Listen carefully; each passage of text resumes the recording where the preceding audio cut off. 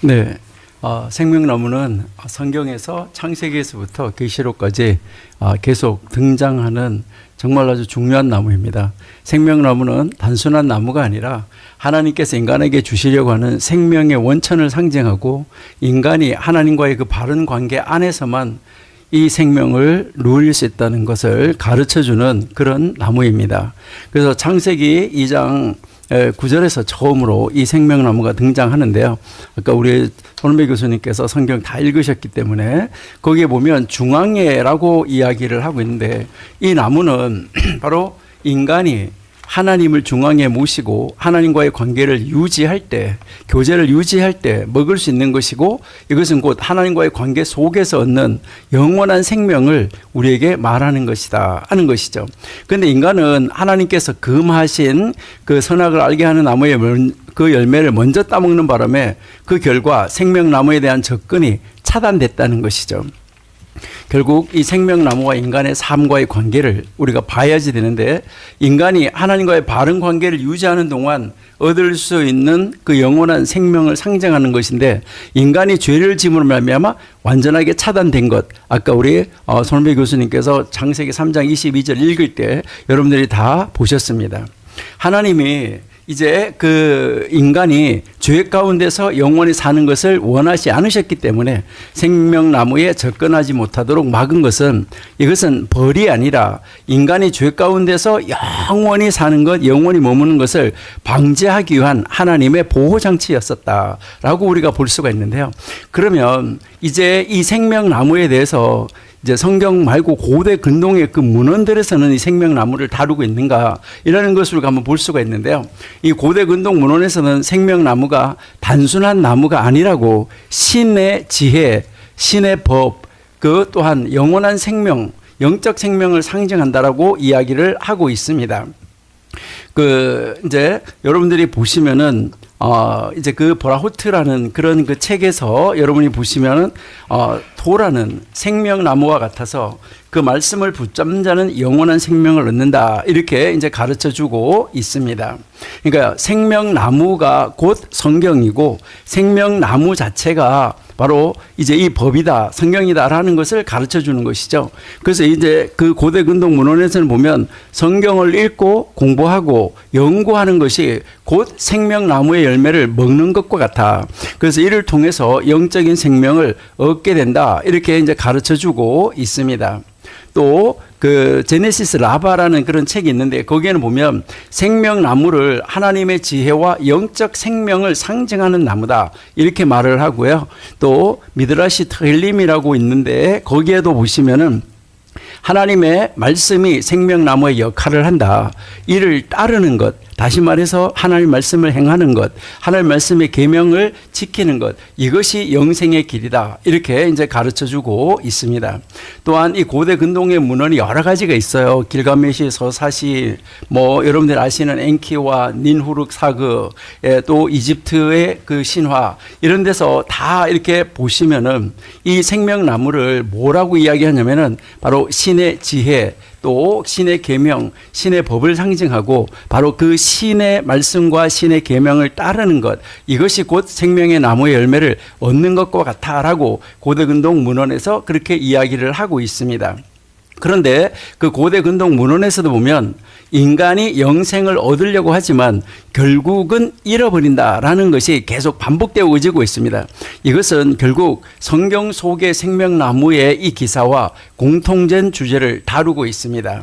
우리가 이것을 이제 어떤 비교를 한번 해본다고 하면, 하나님 말씀이 절대적이지만은 성경 속의 생명나무가 단순한 신화적 개념이 아니라 하나님과의 관계 속에서만 영생을 얻을 수 있다 하는 이러한 것을 우리에게 통찰력 있게 가르쳐 주고 있다는 것입니다.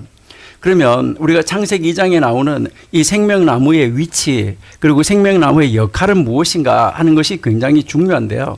여기에서 여러분 보시면 동산 중앙에 있다고 말했는데, 이게 중앙에 위치했다는 것은 굉장히 중요하죠. 성경에서 이 중앙은 여러분들이 잘 아시는 대로 성막도 이스라엘 백성들의 한 가운데 중앙에 있었고, 성막 중앙에 언약궤가 있었고 법궤가 거기에 있었습니다. 이것은 중심성과 생명의 원천, 하나님의 임재를 상징하는 하나의 상징적 표현으로 우리가 읽을 수가 있습니다. 그렇기 때문에 이 생명나무는 하나님과의 친밀한 교제를 의미하고 하나님 안에 있을 때만이 인간이 참된 생명을 누릴 수 있다. 이것을 가르쳐 주는 것이죠. 그렇기 때문에 이 창세기 2장에 등장하는 생명나무는 인간이 하나님과 올바른 관계 속에서 살아갈 때 얻을 수 있는 영원한 생명, 영원한 복, 이것을 가르쳐주고 있다는 것이죠.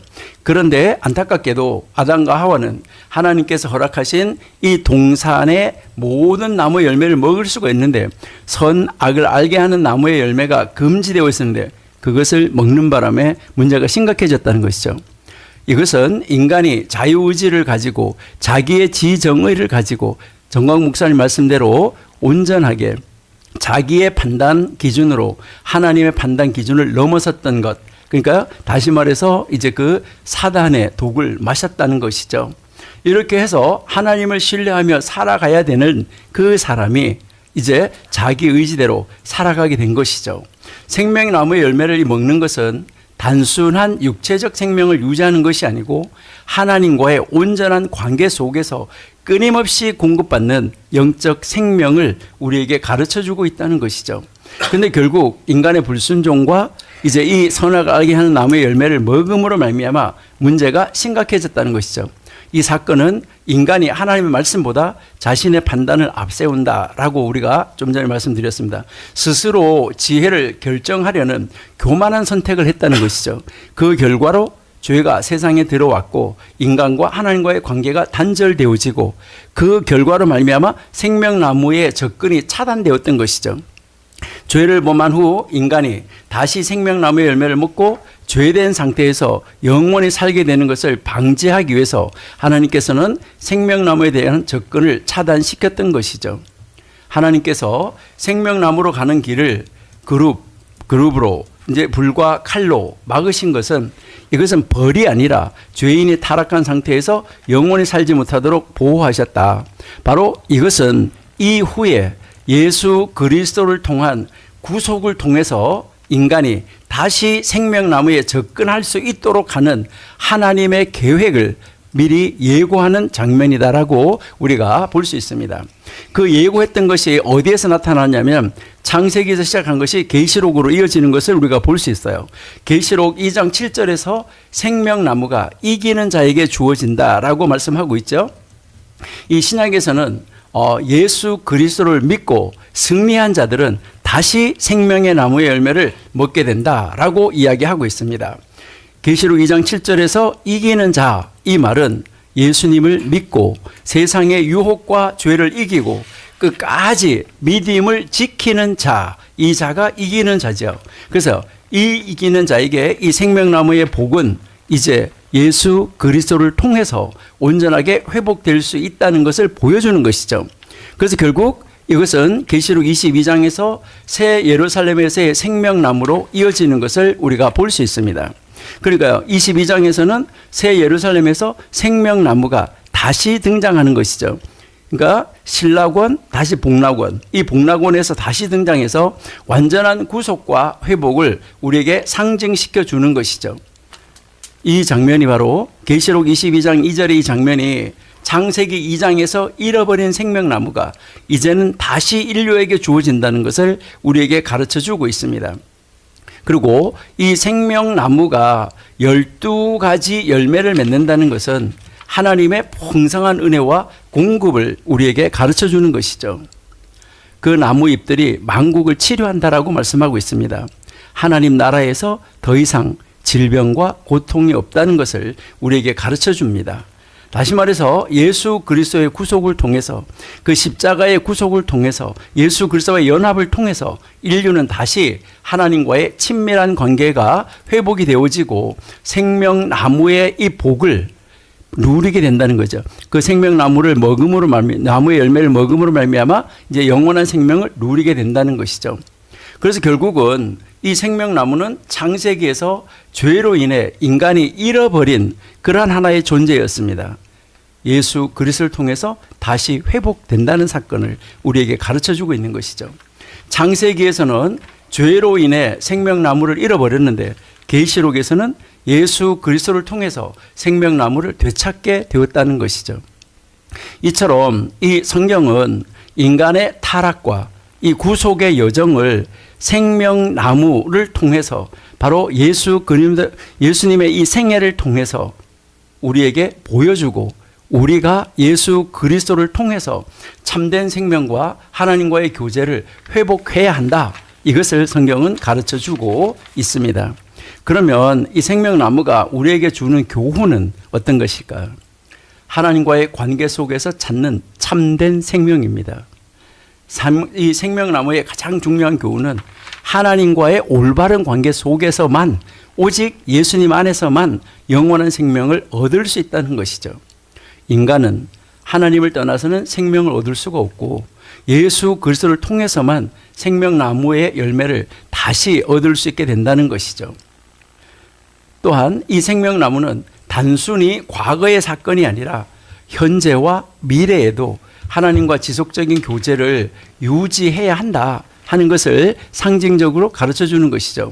예수님께서 요한복음서에서 말씀하신 것처럼 우리는 예수님과 연결되어 있어야 된다는 것이죠. 나는 포도나무 가지, 내가 그 안에 거하면 그가 나를 믿고 나를 따를 때 영원한 생명이 그에게 흐르게 된다라고 말씀하고 있습니다. 생명나무는 창세기에서는 잃어버렸지만 창세기에서 그 사탄에 의해서 그 사단의 말을 듣고 사단의 독을 마심으로 말미암아 이 영원한 생명나무를 잃어버렸지만 계시록에서 다시 등장하여 영원한 구속과 영원한 생명의 완성을 우리에게 보여주고 있습니다. 우리는 이 생명나무의 열매, 바로 이 예수 그리스도를 우리가 그 마시고 받아들이고 또 예수 그리스도 안에 우리가 거할 때 우리는 영원한 생명을 얻을 수가 있습니다. 오늘날 우리가 예수 그리스도를 통해서 하나님과의 관계를 회복하고 영원한 생명을 얻을 수 있다는 것, 이것이 놀라운 은혜이죠. 이제 우리 정광 목사님 말씀대로 사단의 독을 해독하는 예수 그리스도의 피, 그리고 예수님 안에 거하는 삶, 하나님 말씀 안에 거하는 삶, 이것을 통해서 온전하게 해독이 되어져서 영원한 생명을 누리는 자리로 나가는 우리가 되면 참 좋겠습니다. 들으신 대로